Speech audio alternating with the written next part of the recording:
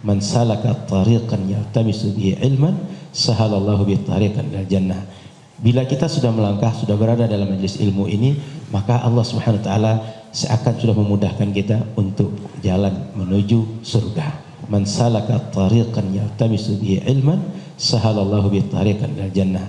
Bila kita sudah melangkah, sudah berada dalam majelis ilmu ini, maka Allah Subhanahu wa taala seakan sudah memudahkan kita untuk jalan menuju surga. Assalamualaikum warahmatullahi wabarakatuh, jamaah dimanapun berada. Belakang saya ini adalah asrama para santri tahfiz Quran Pondok Pesantren Nurul Azhar 1. Alhamdulillah dalam perjalanan panjang dari mulai tanah wakaf, rumah guru yang sekarang dipakai untuk asrama, karena ini akan ditempati insya Allah bulan depan. Kemudian ada pendopo, berjalan dengan lancar, jamaah dimanapun berada yang selama ini mensupport program pembangunan pesantren Nurul Azhar di Riau, berkah selalu. Kita masih akan terus melanjutkan karena mencetak para penghafal Quran, para da'i menuju dakwah, menjadi juru dakwah di berbagai tempat, bil khusus di Riau. Mari kita support. Man jahaza ghazian, siapa yang menyiapkan alat-alat perang, maka sesungguhnya dia sudah berjihad fisabilillah. Kalau kita bukan da'i, kita bukan penghafal Quran, dengan mensupport pesantren Nurul Azhar, maka kita sudah ikut berperan dalam dakwah. Mari kita bantu, donasi kita salurkan melalui Bank Riau Kepri Syariah, nomornya 82021666661, atau Bank Syariah Indonesia 147 6-nya 7 kali 6666666 atas nama Yayasan Tabung Wakaf Umat. Bank Muamalat 2210 666666 atas nama Yayasan Tabung Wakaf Umat. Jangan lupa sertakan kode transfernya 01 di akhir nominal transfer. Konfirmasi ke nomor 0852 6541 6060. Sekali lagi 0852 6541 6060. Berkah selalu. Assalamualaikum warahmatullahi wabarakatuh.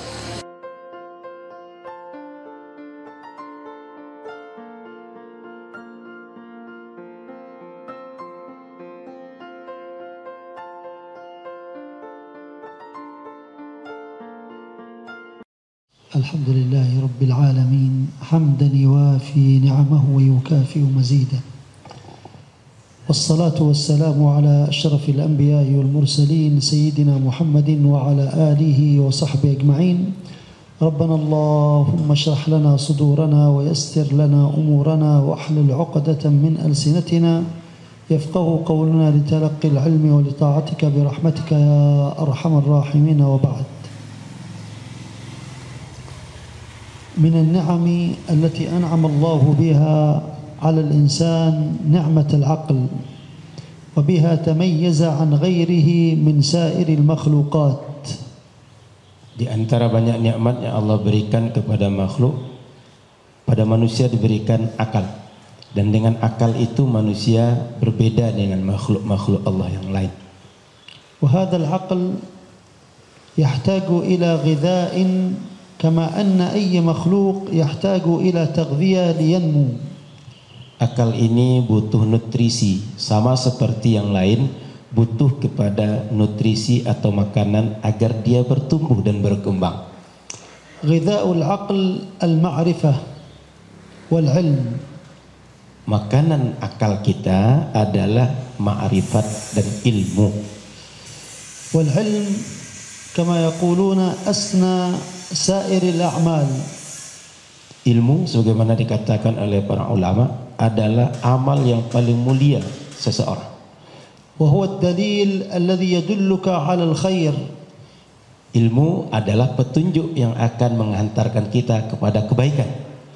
وكل فضيلة إنما يدلك عليها العلم. Semua keutamaan yang ada akan kita dapatkan dengan ilmu. ومن النعم التي أنعم الله بها عليكم أن جاء بكم إلى هذا المعهد. Dan di antara nikmat Allah yang besar bagi kita semua, terutama santri, antum dimudahkan Allah bisa belajar di pesantren ini. هذه البلدة كم عدد السكان الذي فيها وكم عدد الأولاد الفتيان الذي فيها حتى أن الله اختاركم من بينهم. Negeri ini sungguh banyak orang yang jadi penduduknya, banyak anak-anak kecil, anak-anak seusia antum yang ada di negeri ini, tapi Allah pilih kalianlah yang belajar di pesantren ini. فهذا اصطفاء واختيار من الله لكم جاء بكم إلى هذا المكان. Ini adalah pilihan Allah, memilah kalian dibanding yang lain sehingga datang ke tempat ini belajar di sini. كم من الأولاد الآن في سنكم لا يعرفون هذا، لا يعرفون معنى تلاوة كتاب الله والتعلق بحفظ كتاب الله وحفظ سنة النبي صلى الله عليه وآله وسلم. Banyak sekarang ini orang seusia kalian, mereka tak tahu bagaimana rasanya jadi santri, bagaimana rasanya menghafal Quran, menghafal hadis Nabi dan ilmu-ilmu yang ada dalam Islam ini. اختاركم الله مع أن الوقت لا يسمح لكم، لكن مع ذلك هيأ الله لكم من يقوم بخدمتكم ويهيئ لكم هذا الجو وهذا المكان. Allah pilih kalian meskipun kalian mungkin tak ada kesempatan untuk mencari, tak punya pikiran untuk mencari, tapi Allah datangkan ada orang-orang yang mengurus kalian sehingga bisa datang ke sini, disambut di sini, belajar di tempat ini dengan keadaan, dengan kondisi yang sesuai untuk belajar kalian. غيركم يتكلف المال الكثير من أجل الدراسة. Kita tahu banyak orang kalau belajar itu butuh dana besar untuk belajar. والبعض ربما إذا وجد المال لا يجد المكان الذي يقوم برعايته وعنايته. Sebagian orang punya uang tapi tak punya tempat atau tak punya naungan atau lembaga tempat belajar yang cocok untuk pendidikan, yang relevan, yang patut untuk dia. جئتم إلى هنا من أجل أن يتنور القلب والعقل. Maka datang kalian ke sini agar hati dan pikiran terisi dengan ilmu. وهذه نعمة عظيمة تستحق من المولى جل ذكره الشكر عليها دون غيرها من سائر النعم.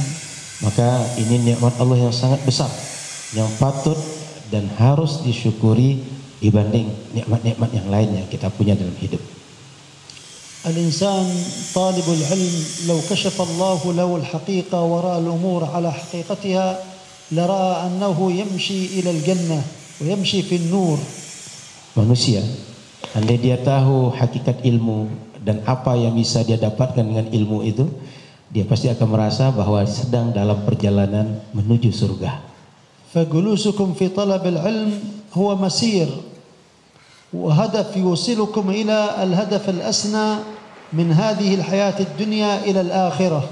Maka duduk kalian di majelis ilmu adalah bagian dari sebuah perjalanan dalam perjalanan yang menjadi tujuan utama semua manusia, yaitu agar mereka bisa masuk surga. ولذلك مر معنا في الأربعين النووية من سلك طريقا يلتمس فيه علما سهل الله له به أي بهذا الخروج في طلب العلم طريقا إلى الجنة. Maka tadi kita temukan ada hadis man salaka tariqan yaltamisu bihi ilman sahalallahu bihi tariqan ilal jannah. Bila kita sudah melangkah, sudah berada dalam majelis ilmu ini, maka Allah Subhanahu wa taala seakan sudah memudahkan kita untuk jalan menuju surga. فاجتمع لك العلم ما يسمى بالعلم الأبوي، العلم الذي يوصلك إلى مرضاة الله. Maka kalian dihubungkan dengan ilmu yang disebut dengan ilmu abawi, ilmu yang bersambung kepada ayah daripada ilmu itu yang membuat kalian mendapat ridha dari Allah Subhanahu wa taala. إذن ينبغي عليكم أن تعرفوا مقدار هذه النعمة وتجتهدوا في طلب العلم. Maka hendaklah semua santri memahami, memaklumi betapa besarnya karunia yang ada bersama kalian saat ini, maka bersungguh-sungguhlah dalam menuntut ilmu. والاجتهاد في طلب العلم أولا بالإرشادات التي يوجهها لكم المدرسون والإدارة تلتزمون بها ففي اتباعها الخير لكم. Maka bersungguh-sungguh menuntut ilmu itu diantaranya satu dengan mengikuti arahan para guru, arahan para pegawai, para orang-orang yang mengelola, yang mengasuh kita di lembaga ini, dan arahan mereka, patuh dengan peraturan mereka, adalah sebab kebaikan dalam perjalanan menuntut ilmu. والواحد منكم لا بد أن يصبر نفسه من أجل أن يظفر في النهاية بالفوز. Yang kedua, mestilah semua kita bersabar menuntut ilmu ini agar nanti dalam perjalanan panjang menuntut ilmu akhirnya didapatkan kemenangan dengan berbagai kemuliaan hasil menuntut ilmu. فهذا الفوز فوز مقدم لذلك الفوز الأعظم. Kemenangan ini, keberuntungan ini adalah keberuntungan diberikan Allah lebih awal dibanding keberuntungan yang nanti jauh lebih besar, yaitu di surga. وهو فمن زحزح عن النار وأدخل الجنة فقد فاز. Siapa saja orang yang dijauhkan dari neraka lalu dimudahkan masuk surga, sungguh mereka adalah orang yang sangat beruntung. ولا يوجد ظفر بدون صبر. Tidak akan mungkin dapat keberuntungan, kemenangan, kehebatan kecuali dengan bersabar. قال تعالى وما يلقاها إلا الذين صبروا. Kata Allah Subhanahu wa taala, tidak akan mendapatkannya, yaitu kemuliaan yang besar tadi, kecuali orang-orang yang sabar dalam melalui untuk mendapatkannya. وطالب العلم لا بد عليه أن يصبر فإذا ما رأى من أحد إخوانه نوع من الضجر لا بد عليه أن يصبره، أن يقول له انتظر سنة سنتين 3 4 سنوات ثم نخرج ونتخرج ونكون نواب عن النبي صلى الله عليه وآله وسلم. Para santri mesti sabar. Kalau ada nampak hal-hal yang membuat kita tak nyaman menuntut ilmu, sabarkan diri kita, sabarkan kawan kita. Tunggu agak 2 tahun, 3 tahun, 4 tahun, 5 tahun sampai kita keluar dari pesantren ini, sehingga nanti begitu keluar menjadi para delegasi, utusan-utusan Rasulullah sallallahu alaihi wasallam. ينبغي لكل طالب علم أن يربط نفسه مثل هذه السارية، يربط نفسه في السارية كناية عن الاستقرار وعدم الالتفات إلى شيء آخر. Para santri mesti mengikat dirinya di pesantren ini seperti tiang ini. Tiang ini tak pernah bergerak, tak pernah berpindah.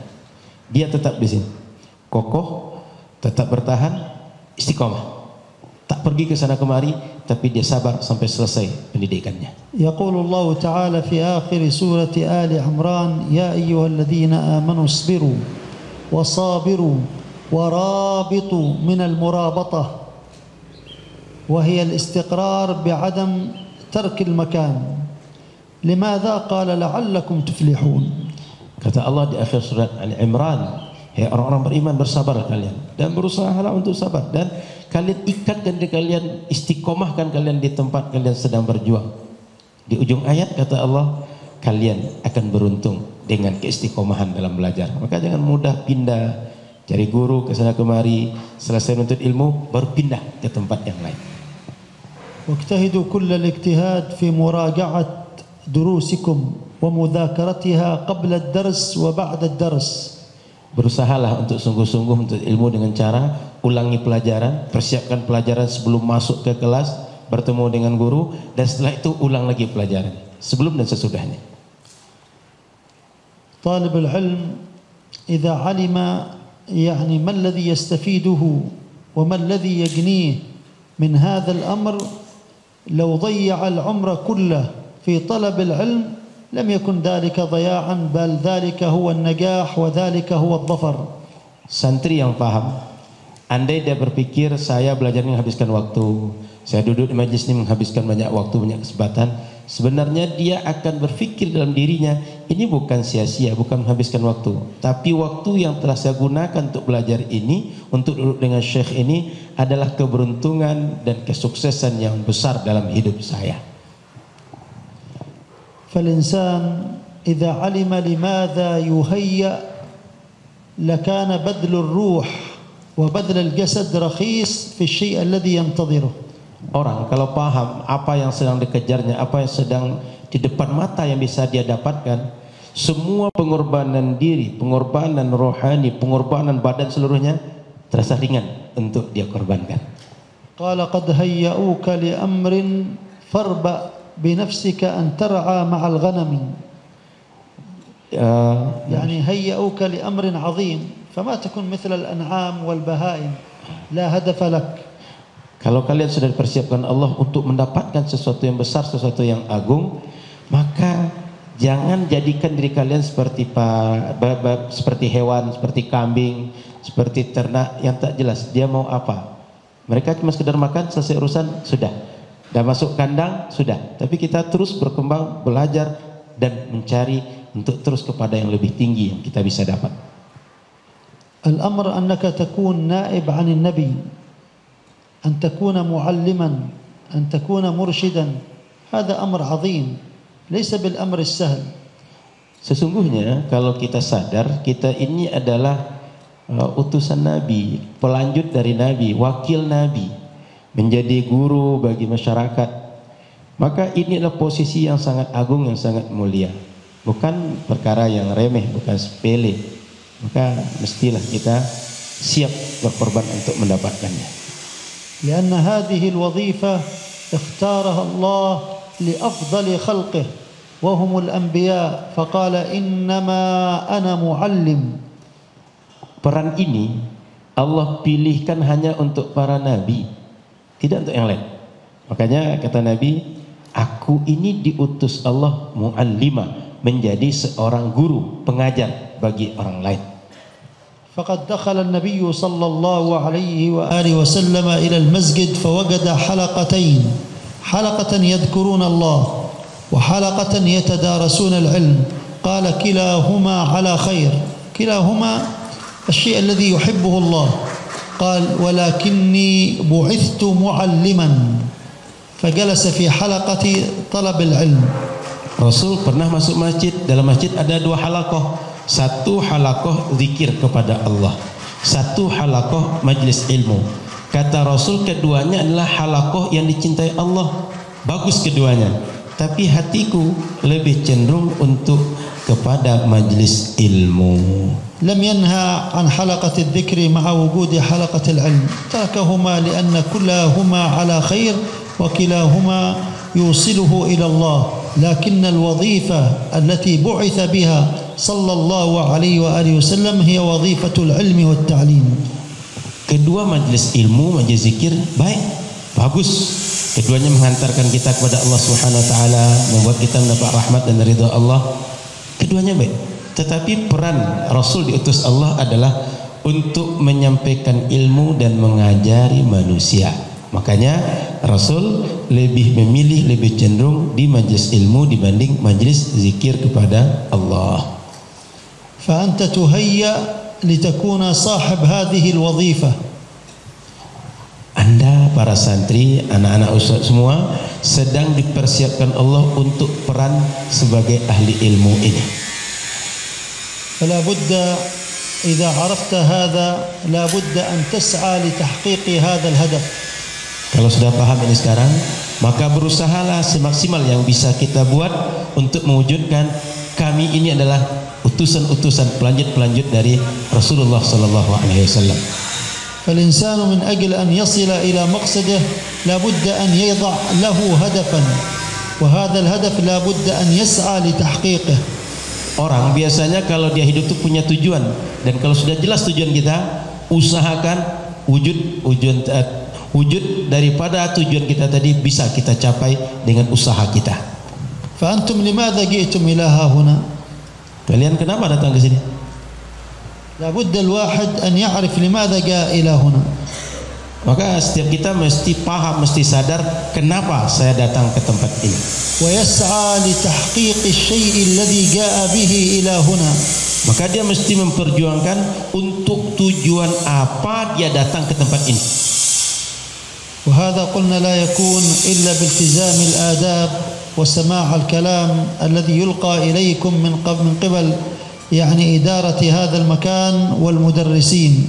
Maka ini semua bisa didapatkan dengan beradab dan mendengarkan arahan, mendengarkan petua, mendengarkan nasihat, petunjuk dari guru dan majelis yang mengelola lembaga ini. ومهما جاهدت نفسك لا بد أن تعلم أن ما فاتك الكثير. Meskipun kita sudah berusaha maksimal dalam menuntut ilmu, sesungguhnya yang belum kita buat jauh lebih banyak dari yang pernah atau yang bisa kita buat dengan usaha maksimal kita itu. طلب العلم يحتاج إلى ممارسة وملازمة. Menuntut ilmu ini butuh untuk terus duduk bersama syekh dan terus mengulang-ulang pelajaran yang sudah kita pelajari. هكذا يقول العلم اعطني كلك أعطيك بعضي. Maka ilmu itu kalau dia bicara kepada kita, kalian berikan semua diri kalian, potensi diri kalian, semua kesehatan dan apapun yang kalian punya pada diri kalian, aku baru akan kasih sebagian kalian. Bayangkan kalau kita malas-malasan. ما حوى العلم أحد. Tak ada orang yang akan bisa menguasai seluruh ilmu ini. ولو مارسه 1000 سنة. Meskipun 1000 tahun belajar terus kerjanya.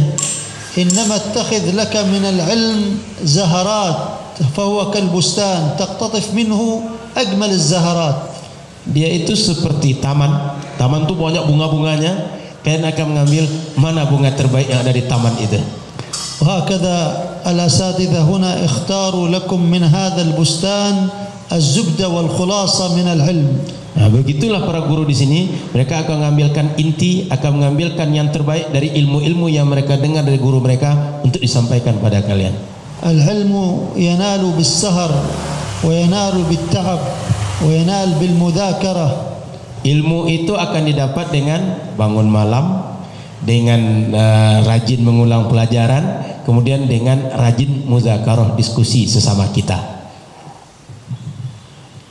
هذا العلم الذي قال الله لنبيه صلى الله عليه وآله وسلم وقل رب زدني علما. قالوا لم يطلب المولى جل ذكره من النبي أن يزداد من شيء إلا من هذه الدنيا إلا من العلم. Nabi SAW disuruh oleh Al-Quran, waqul rabbi zidni ilma, ya Allah tambahkan ilmu padaku. Coba tengok, tak ada ayat yang menyuruh Nabi untuk minta tambah dari apapun di dunia ini kecuali ilmu. Artinya ilmu itu adalah disuruh Allah untuk agar kita terus berusaha mendapatkannya, terus meningkatkannya, terus bertumbuh agar lebih banyak lagi. Dan itu satu-satunya yang disuruh untuk kita minta tambah di dunia ini. Yang lain tak disuruh minta tambah. فنسأل الله تعالى أن يشرح صدورنا وصدوركم وأن يسر أمورنا وأموركم. آمين. وأن يحلل عقدة من ألسنتنا وألسنتكم يفقه قولنا وقولكم لتلقي العلم ولطاعته. آمين. وأن الله عز وجل يجعلنا وإياكم من العلماء العاملين. وأن الله يرزقنا حسن التوجه إليه وحسن الإقبال عليه مع الصدق والإخلاص. وأن يقبلنا على ما فينا وهو عنا راض.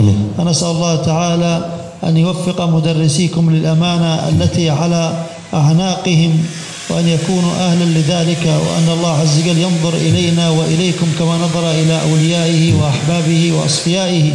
إنه على ما يشاء قدير وبالإجابة قدير. نعم المولى ونعم النصير. وصلى الله على سيدنا محمد النبي الأمي وعلى آله وصحبه وسلم. آمين. الفاتحة. اللهم صل وسلم على سيدنا محمد وعلى آل سيدنا محمد. عليك بتقوى الله في السر والعلان وقلبك نزفه من الرجس والدران وخالف هوى النفس التي ليس قصدها سوى الجمع للدار التي هاشها المحان وصحاب ذوي المعروف والعلم والهدى وجانب ولا تصحب هديتا من افتتان وإن ترضى بالمقسوم عشتا منعما وإن لم تكن ترضى به عشت في حزان وصل بقلب حاضر غير غافلين ولا تنو عن ذكر المقابر والكفان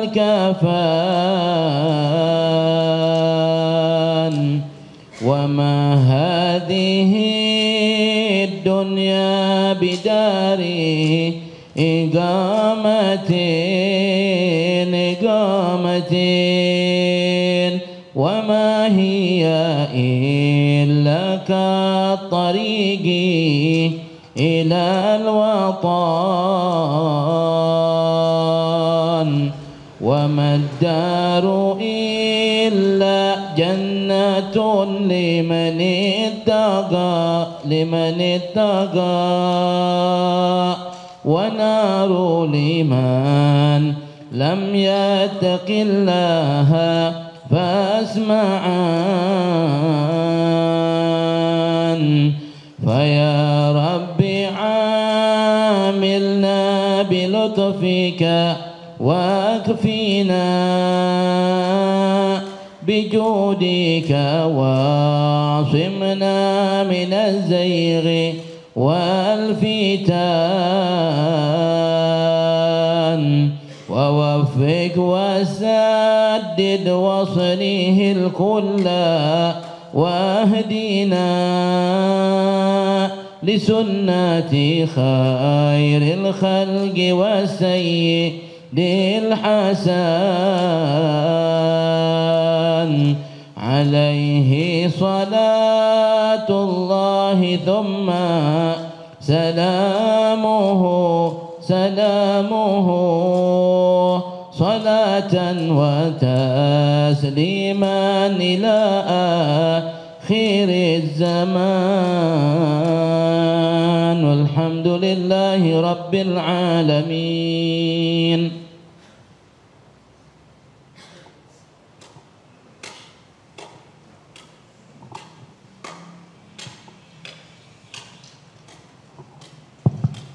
Bismillah walhamdulillah wassalatu wassalamu ala rasulillah wa ala alihi wa sahbihi wa mawalah.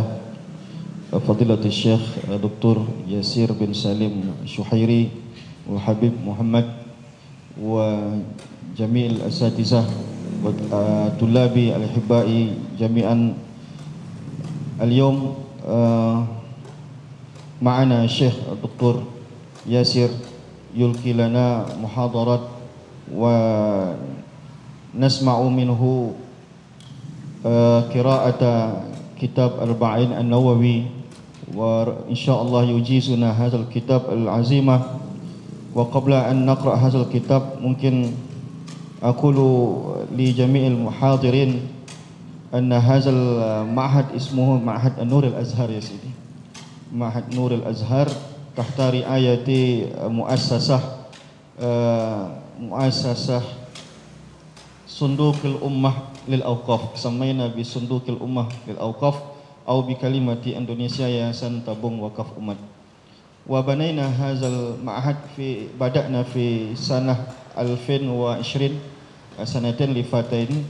اليوم لدينا صفين الصف الأول والصف الثاني. لكل سنة دخلت الطلاب 24 نفر كلها من مستحقين الزكاة وكلها يدرسون في هذا المعهد بالمجان ببلاش.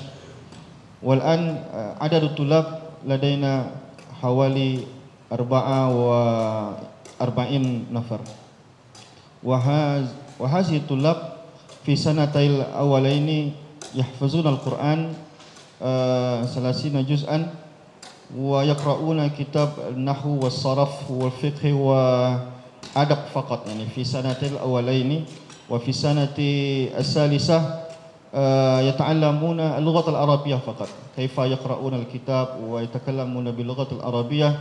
وفي السنة الرابعة إلى السادسة يقرؤون الكتاب فقه والعقيدة والحديث كما زي المعهد الآخر يعني. نحن أهل السنة والجماعة عقيدتنا إمام أبو الحسن الأشعري وفقهنا إمام الشافعي ونحب التصوف بالتصوف السني. وجزاك الله على شيخ على مجيئكم. والحمد لله دلوقتي قامت لدينا سكن لمدرسين حوالي 6 سكن، وفي يمين هذه المبنى الكبيرة سكن للطلاب 3 أدوار حوالي كده. وهذه اسمه صالح، اسمه في العربية يا سيدي؟ لا قاعة يعني مش مسجد، قاعة. وفي أي برنامج نقيم هنا، وإن شاء الله في يمين هذا سكن للمضيف، إن شاء الله نقيم بيت للضيوف يعني. والحمد لله شكرا على مجيئكم. والآن نبدأ بقراءة الكتاب الأربعين النووي، وعلى كيفية الشيخ أن أقرأها ولا كل واحد إن شاء الله يقرأها. ممكن الشيخ يبدأ في الحديث الأول. تفضل يا شيخ على كيفيتكم يا شيخ.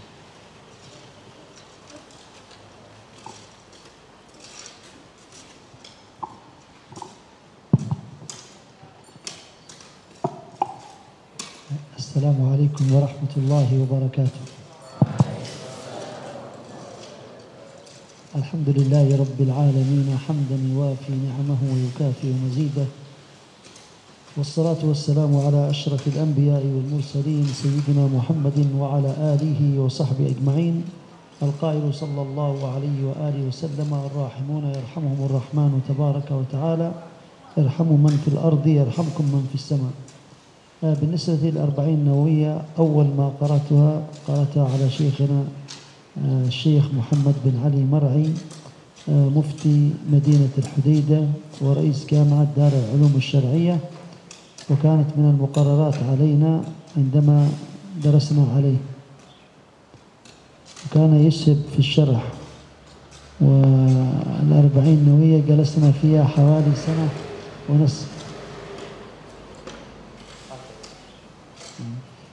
نرويها من سند شيخنا الشيخ محمد بن علي مرعي، وهو عن شيخه محدث مدينة الحديدة عبد القادر بن يحيى ابن عبد الله ابن يحيى ابن محمد بن يحيى المكرم الدريهمي الحديدي، وهو يرويها عن أبيه يحيى، وهو يرويها عن أبيه عبد الله، وهو يرويها عن أبيه يحيى، وهو يرويها عن أبيه محمد، عن الوقيع عبد الرحمن بن سليمان بن يحيى بن عمر مقبول الأهدل مفتي مدينة زبيد، عن أبيه مفتي مدينة زبيد، عن صفي الإسلام أحمد بن محمد شريف مقبول الأهدل، عن خاله يحيى بن عمر مقبول الأهدل، عن الحافظ الطاهر محمد بن الحسين الأهدل، عن ابن الديبع عبد الرحمن بن علي بن الديبع الشيباني، عن الإمام السخاوي، عن الإمام القبابي، عن أبي إسماعيل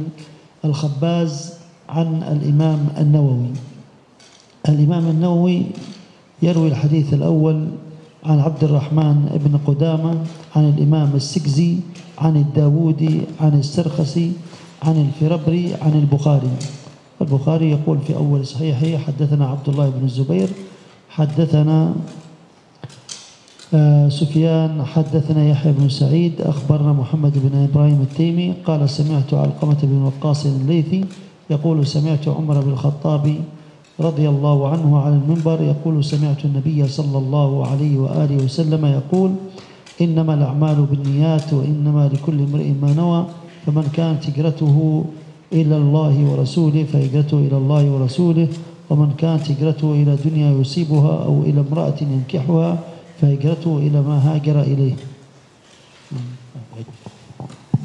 Para santri rahmati Allah Subhanahu wa taala, tadi Syekh kita menyampaikan bahwa beliau akan bacakan Arba'in Nawawiyah dengan sanad beliau melalui beberapa jalur, diantaranya Mufti Kota Hudaidah, kemudian Mufti Zabid, dan beberapa jalur beliau dalam Arba'in An-Nawawiyah. Kemudian beliau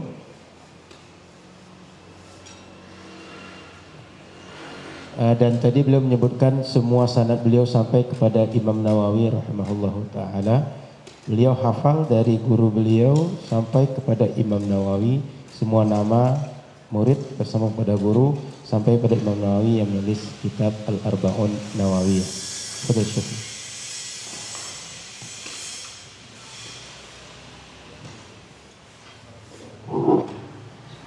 Bismillahirrahmanirrahim. Silakan buka hadis nomor 2. Tadi nomor 1 sudah dibacakan oleh Syekh. Sekarang buka hadis nomor 2. Sudah semua dibuka hadis nomor 2-nya, santri. Ya, terjemahannya nanti saja dibaca. Nanti setelah ini baru dibaca terjemahannya. Sekarang fokus saja ke yang bahasa Arabnya ya. Bismillahirrahmanirrahim. An Umar radhiyallahu taala anhu aidan qala bainama nahnu julusun inda Rasulillah sallallahu alaihi wasallam. Zata yaumin istala'a alaina rajulun shadidu bayadin siyabi shadidu sawadi sya'ri la yura alaihi asaru safari wa la ya'rifuhu minna ahadun. حتى جلس إلى النبي صلى الله عليه وسلم فأسند ركبتيه إلى ركبتيه ووضع كفيه على فخذيه وقال يا محمد أخبرني عن الإسلام. فقال رسول الله صلى الله عليه وسلم الإسلام أن تشهد أن لا إله إلا الله وأن محمد رسول الله وتقيم الصلاة وتؤتي الزكاة وتصوم رمضان وتحج البيت إن استطعت إليه سبيلا. قال صدقت. فعجبنا له يسأله ويصدقه. قال فأخبرني عن الإيمان. قال أن تؤمن بالله وملائكته وكتبه ورسله واليوم الآخر وتؤمن بالقدر خيره وشره. قال صدقت. قال فأخبرني عن الإحسان. قال أن تعبد الله كأنك تراه فإن لم تكن تراه فإنه يراك. قال فأخبرني عن الساعة. قال ما المسؤول عنها بأعلم من السائل. قال فأخبرني عن أماراتها. قال أن تلد الأمة ربتها وأن ترى الحفاة العراة العالة رعاء الشاء يتطاولون في البنيان. ثم انطلق فلبست مليا ثم قال يا عمر أتدري من السائل؟ قلت الله ورسوله أعلم. قال فإنه جبريل أتاكم يعلمكم دينكم. رواه مسلم.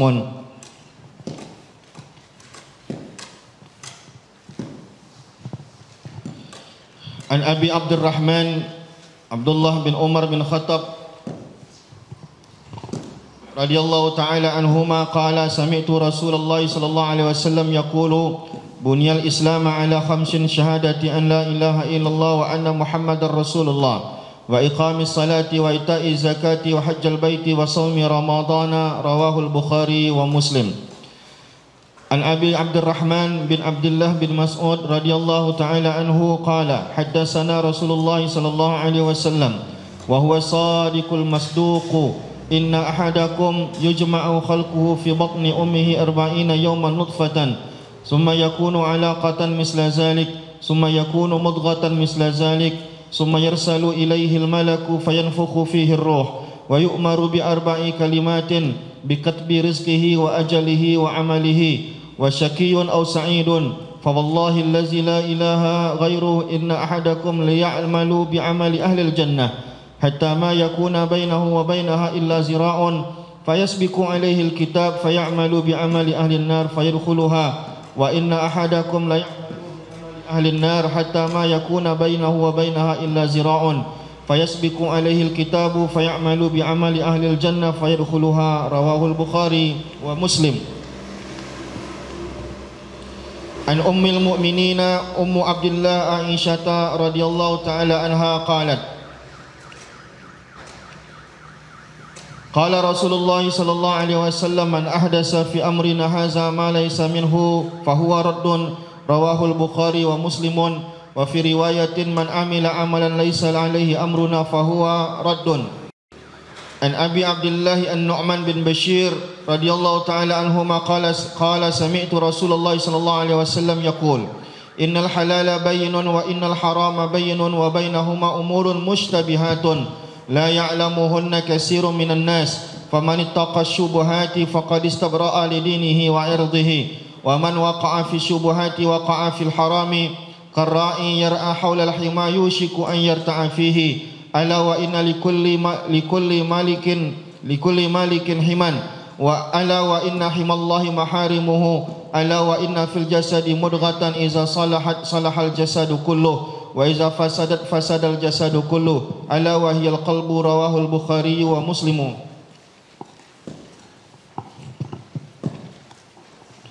An Abi Ruqayyata Tamim ibn Uwais Aus-Dari ad-Dari radhiyallahu ta'ala anhu anna an-nabiy sallallahu alaihi wasallam qala ad-dinun nasihah. Qulna liman?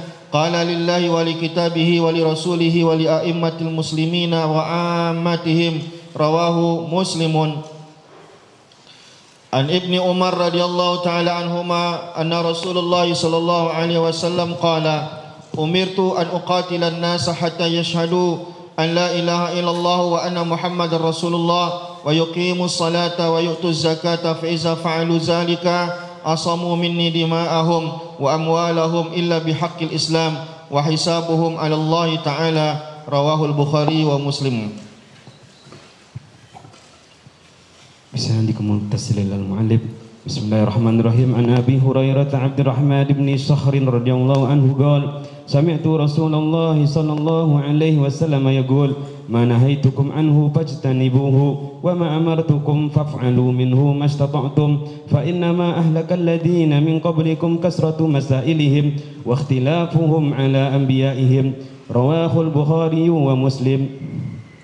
An Abi Hurairah radhiyallahu anhu qala qala Rasulullah sallallahu alaihi wasallam innallaha ta'ala tayyibun لا يقبل إلا طيبا وإن الله أمر المؤمنين بما أمر به المرسلين فقال تعالى يا أيها الرسل كونوا من الطيبات واعملوا صالحا وقال تعالى يا أيها الذين آمنوا كلوا من طيبات ما رزقناكم ثم ذكر الرجل يطيل السفر أشعاث أكبر يمد يديه إلى السماء يا رب يا رب ومطعمه حرام ومشربه حرام وملبسه حرام وأوذي بالحرام فأنى يستجاب لذلك. رواه مسلم. عن أبي محمد الحسن بن علي بن أبي طالب سبط رسول الله صلى الله عليه وسلم وريحانته رضي الله عنهما قال حفظت من رسول الله صلى الله عليه وسلم دع ما يريبك إلى ما لا يريبك. رواه الترمذي والنسائي وقال الترمذي حديث حسن صحيح. عن أبي هريرة رضي الله عنه قال قال رسول الله صلى الله عليه وسلم من حسن إسلام المرء تركه ما لا يعنيه. حديث حسن رواه الترمذي وغيره. عن أبي حمزة أنس بن مالك رضي الله عنه خادم رسول الله صلى الله عليه وسلم عن النبي صلى الله عليه وسلم قال لا يؤمن أحدكم حتى يحب لأخيه ما يحب لنفسه. رواه البخاري ومسلم. عن ابن مسعود رضي الله عنه قال قال رسول الله صلى الله عليه وسلم لا يحل دم امرئ مسلم إلا بإحدى ثلاث الثيب الزاني والنفس بالنفس والتارك لدينه المفارق للجماعة. رواه البخاري ومسلم. عن أبي هريرة رضي الله عنه أن رسول الله صلى الله عليه وسلم قال من كان يؤمن بالله واليوم الآخر فليقل خيرا أو ليصمت ومن كان يؤمن بالله واليوم الآخر فليكرم جاره ومن كان يؤمن بالله واليوم الآخر فليكرم ضيفه. رواه البخاري ومسلم. وبسندكم إلى المؤلف رحمه الله تعالى عن أبي هريرة رضي الله تعالى عنه أن رجلا قال للنبي صلى الله عليه وسلم أوصني قال لا تغضب فردد مرارا قال لا تغضب. رواه البخاري. عن أبي يعلى شداد بن أوس رضي الله تعالى عنه عن رسول الله صلى الله عليه وسلم قال إن الله كتب الإحسان على كل شيء فإذا قتلتم فأحسنوا القتلة وإذا ذبحتم فأحسنوا الذبحة وليحد أحدكم شفرته وليرح ذبيحته. رواه مسلم. عن أبي ذر جندب ابن جنادة وأبي عبد الرحمن بن معاذ بن جبل رضي الله تعالى عنهما عن رسول الله صلى الله عليه وسلم قال اتق الله حيثما كنت وأتبع السيئة الحسنة تمحوها وخالق الناس بخلق حسن رواه الترمذي وقال حديث حسن وفي بعض النسخ حسن صحيح. عن أبي العباس عبد الله بن عباس رضي الله تعالى عنهما قال كنت خلف النبي صلى الله عليه وسلم يوما فقال يا غلام إني أعلمك كلمات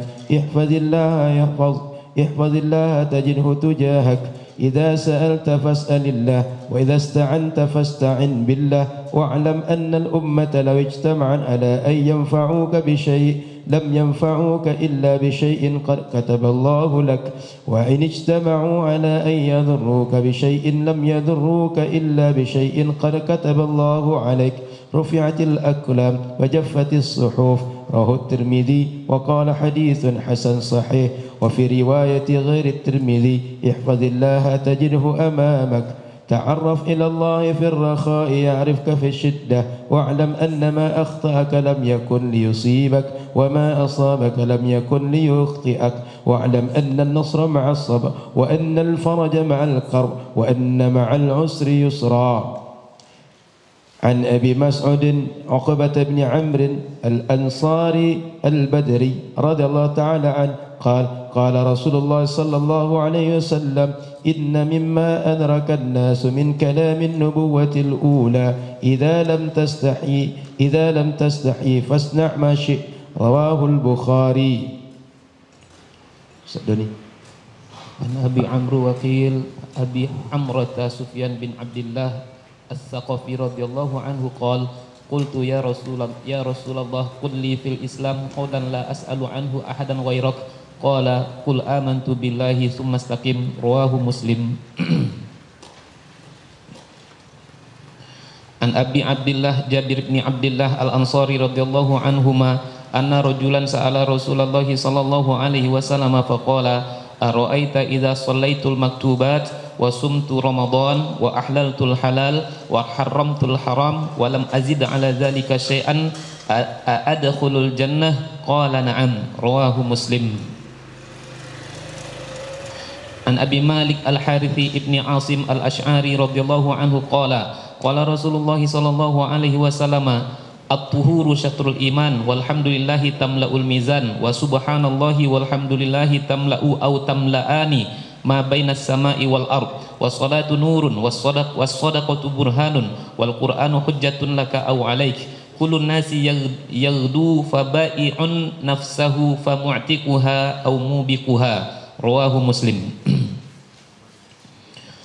An Abi Dzar Al-Ghifari radhiyallahu anhu an Nabi sallallahu alaihi wasallam fima yarwihi an rabbih azza wa jalla annahu qala ya ibadi inni haramtu zulma ala nafsi wa ja'altuhu bainakum muharrama fala tadhalamu ya ibadi kullukum dhalun illa man hadaituh fastahduni ahdikum ya ibadi kullukum ja'i'un illa man at'amtuhu fastat'imuni at'imkum ya ibadi kullukum 'arin illa man kasautuhu fastaksuni aksukum ya ibadi innakum tukhti'una bil laili wan nahari wa ana aghfiru dzunuba jami'a fastaghfiruni aghfir lakum ya ibadi innakum lan tablughu durri fatadurruni wa lan tablughu naf'i fatanfa'uni ya ibadi law anna awwalakum wa akhirakum wa insakum wa jinnakum kanu ala asqa qalbi rajulin wahidin minkum ma zada dzalika fi mulki syai'a ya ibadi law anna awwalakum wa akhirakum wa insakum wa jinnakum kanu ala afjari qalbi rajulin wahidin minkum ma naqasa dzalika min mulki syai'a ya ibadi law anna awwalakum wa akhirakum wa insakum wa jinnakum qamu fi sa'idin wahidin fasa'aluni fa'ataitu kulla wahidin mas'alatahu ma naqasa dzalika mimma indi illa kama yanqusul makhitu illa idza udkhilal bahr ya ibadi innama hiya a'malukum uhsiha lakum summa ufikum iyyaha faman wajada khairan falyahmadillah wa man wajada ghayra dzalika fala yalumanna illa nafsah rawahu Muslim.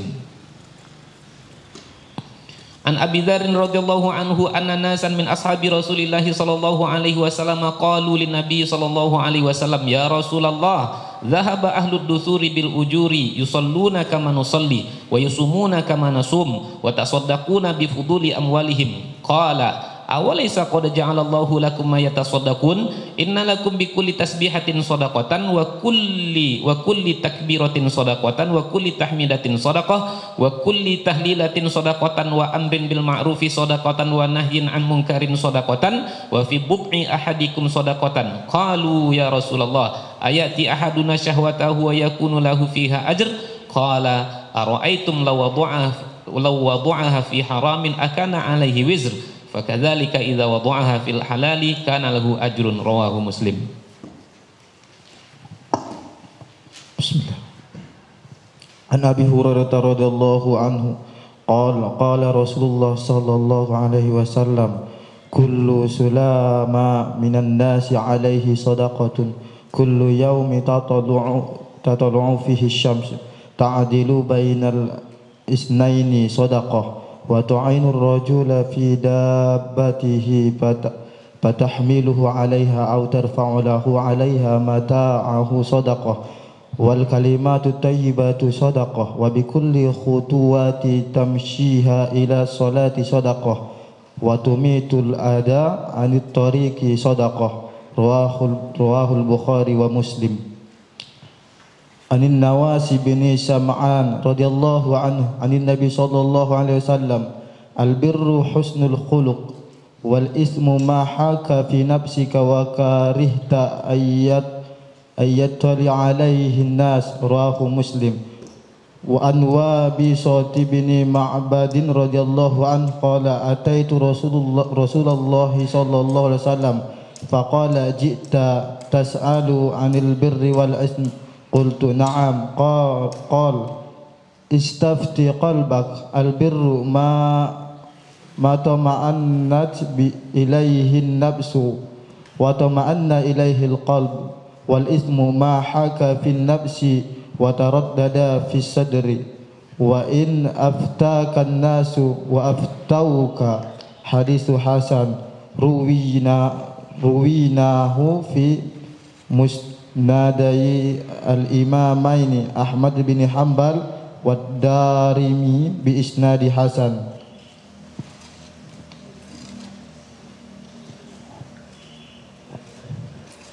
Wa bi sanadikum al-muttasil ila al-Imam An-Nawawi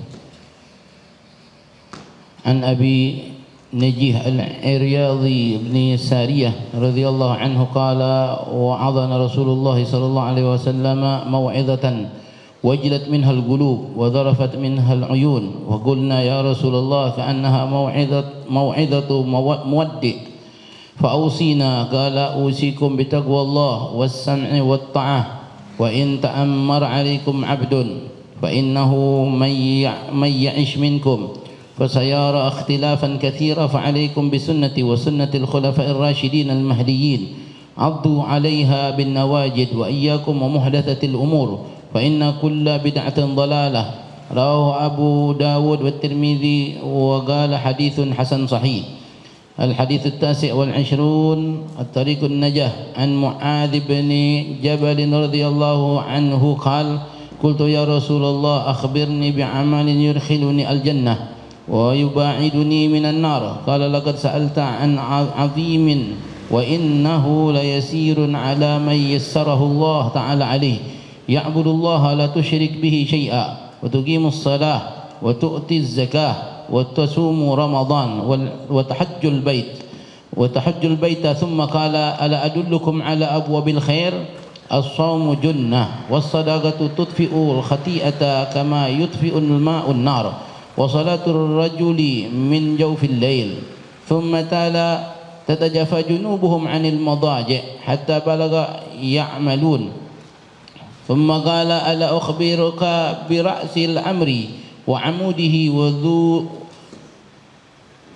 وذروات السنم قلت بلى يا رسول الله قال رأس الأمر الإسلام وعموده الصلاة وذروة سنمه الجهاد ثم قال ألا أخبرك بملاك ذلك كله؟ قلت بلى يا رسول الله. فأخذ بلسانه ثم قال كف عليك هذا. قلت يا نبي الله وإنا لمؤخذنا بما نتكلم به. فقال ثكلتك أمك. وهل يكب الناس في النار على وجوههم أو على مناخرهم إلا حصائد ألسنتهم؟ رواه الترمذي قال حديث حسن صحيح. حديث الثلاثون عن أبي ثعلبة الخشني جثم بن ناشر رضي الله عنه عن رسول الله صلى الله عليه وسلم قال إن الله عز وجل فرض فرائض فلا تضيعوها وحد حدودا فلا تعتدوها وحرم أشياء فلا تنتهكوها وسكت عن أشياء رحمة لكم غير نسيان فلا يبحثوا عنها. حديث حسن رواه الدار القطني وغيره. حديث الهادي والثلاثون عن أبي العباس سهل بن سعد السعيدي رضي الله عنه قال جاء رجل إلى النبي صلى الله عليه وسلم فقال يا رسول الله دلني على عمل إذا عملته أحبني الله وأحبني الناس. فقال ازهد في الدنيا يحبك الله وازهد فيما عند الناس يحبك الناس. حديث حسن رواه ابن ماجه وغيره بأسانيد حسنة. حديث ثاني والثلاثون عن أبي سعد بن مالك بن سنان الخدري رضي الله عنه أن رسول الله صلى الله عليه وسلم قال لا ضرار ولا ضرار. حديث حسن رواه ابن ماجه والدارقطني وغيرهما مسندا. ورواه مالك رحمه الله تعالى في الموطأ عن عمرو بن يحيى عن أبيه عن النبي صلى الله عليه وسلم مرسلا فأسقط أبا سعيد وله طرق يقوى بعضها ببعض. حديث 33 عن ابن عباس رضي الله عنهما أن رسول الله صلى الله عليه وسلم قال لو يعطى الناس بدعواهم لأدعى رجال أموال قوم ودماءهم لكن البينة على المدعي واليمين على من أنكر. حديث حسن رواه بيهقي وغيره هكذا وبعضه في الصحيحين. الحديث الرابع والثلاثون عن أبي سعيد الخدري رضي الله عنه قال سمعت رسول الله صلى الله عليه وسلم يقول من رأى منكم منكرا فليغير بيده فإن لم يستطع فبلسانه فإن لم يستطع فبقلبه وذلك أضعاف الإيمان. رواه مسلم. حديث الخامس والثلاثون عن أبي هريرة رضي الله عنه قال قال رسول الله صلى الله عليه وسلم لا تحاسدوا ولا تناجشوا ولا تباغضوا ولا تدابروا ولا يبع بعضكم على بيع بعض وكونوا عباد الله إخوانا. المسلم أخو المسلم لا يظلمه ولا يخذله ولا يكذبه ولا يهجره. التقوى ها هنا ويشير إلى صدره 3 مرار. بحسب امرئ من الشر أن يحقر أخاه المسلم. كل المسلم على المسلم حرام دمه وماله وعرضه. رواه مسلم. حديث 36 عن أبي هريرة رضي الله عنه عن النبي صلى الله عليه وسلم قال من نفس عن مؤمن كربة من كراب الدنيا نفس الله عنه كربة من كراب يوم القيامة ومن يسر على معسر يسر الله عليه في الدنيا والآخرة ومن ستر مسلما ستره الله في الدنيا والآخرة والله في عون العبد ما كان العبد في عون أخيه ومن سلك طريقا يلتمس فيه علما سهل الله له به طريقا إلى الجنة ومن اجتمع قوم في بيت من بيوت الله يتلون كتاب الله ويتدارسونه بينهم إذا نزلت عليهم السكينة وغشيتهم الرحمة وخفتهم الملائكة وذكرهم الله في من عنده ومن بطأ به عمله لم يسرع به نسبه رواه مسلم بهذا اللفظ. الحديث 37 عن ابن عباس رضي الله عنهما عن رسول الله صلى الله عليه وسلم فيما يروي عن ربه تبارك وتعالى قال إن الله تعالى كتب الحسنات والسيئات ثم بين ذلك فمن هم بحسنة فلم يعملها كتبها الله عنده حسنة كاملة وإن هم بها فعملها كتبها الله عنده 10 حسنات إلى 700 ضعف إلى أضعاف كثيرة وإن هم بسيئة فلم يعملها كتبها الله عنده حسنة كاملة وإن هم بها فعملها كتبها الله سيئة واحدة. رواه البخاري ومسلم في صحيحيهما بهذه الحروف. فانظر يا أخي وفقنا الله وإياك إلى عظام لطف الله تعالى وتأمل هذه الألفاظ وقوله عنده إشارة إلى الاعتناء بها وقوله كاملة للتوكيد وشدة الاعتناء بها وقال في السيئات التي هم بها ثم تركها كتبها الله عنده حسنة كاملة فأكدها بكاملة وإن عملها كتبها الله سيئة واحدة فأكد تقليلها بواحدة ولم يؤكدها بكاملة ولله الحمد والمنة سبحانه لا نحصي ثناء عليه وبالله التوفيق. حديث 38 عن أبي هريرة رضي الله عنه قال قال رسول الله صلى الله عليه وسلم إن الله تعالى قال من عادى لي وليا فقد آذنته بالحرب وما تقرب إلي عبدي بشيء أحب إلي مما افترضت عليه وما يزال عبدي يتقرب إلي بالنوافل حتى أحبه فإذا أحببته كنت سمعه الذي يسمع به وبصره الذي يبصر به ويده التي يبطش بها ورجله الذي يمشي بها وإن سألني أعطيته ولئن استعاذني لأعذنه رواه البخاري. الحديث 39 عن ابن عباس رضي الله عنهما أن رسول الله صلى الله عليه وسلم قال إن الله تجاوز لي عن أمة الخطأ والنسيان وما استكرهوا عليه. حديث حسن رواه ابن ماجه والبيهقي وغيرهما. الحديث 40 عن ابن عمر رضي الله عنهما قال أخذ رسول الله صلى الله عليه وسلم بمنكبي فقال كن في الدنيا كأنك غريب أو عابر سبيل. وكان ابن عمر رضي الله عنهما يقول إذا أمسيت فلا تنتظر الصباح وإذا أصبحت فلا تنتظر المساء وخذ من صحتك لمراضك ومن حياتك لموتك رواه البخاري. الحديث 41 عن أبي محمد عبد الله بن عمرو بن عاص رضي الله عنه قال رسول الله صلى الله عليه وسلم لا يؤمن أحدكم حتى يكون هواه تبعا لما جئت به. حديث صحيح رويناه في كتاب الحجة بإسناد صحيح.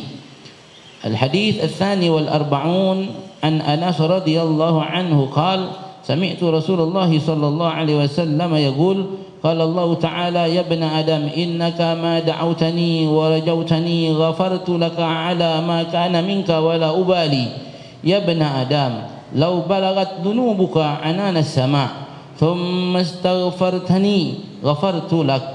يا ابن آدم إنك لو أتيتني بقراب الأرض خطايا ثم لقيتني لا تشركوا بي شيئا لأتوتك بغرابها مغفرة.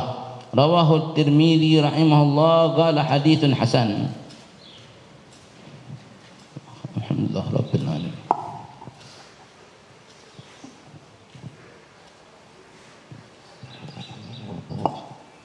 الحمد لله على هذه النعمة وعلى إتمام قراءة الأربعين النووية. فأجزناكم بهذه الأربعين النووية كما أجازنا شيخنا الشيخ محمد بن علي مرعي، وكما أجازنا بقية مشايخنا السيد محمد بن علوي المالكي والشيخ الزيلعي ومفتي الزبيد والسيد الحسن ابن أحمد بن عبد الباري الأهدل والسيد محمد القديمي وغيرهم من المشايخ الذين يعني أجازونا بهذه الأربعين النووية. قبلنا الإجازة.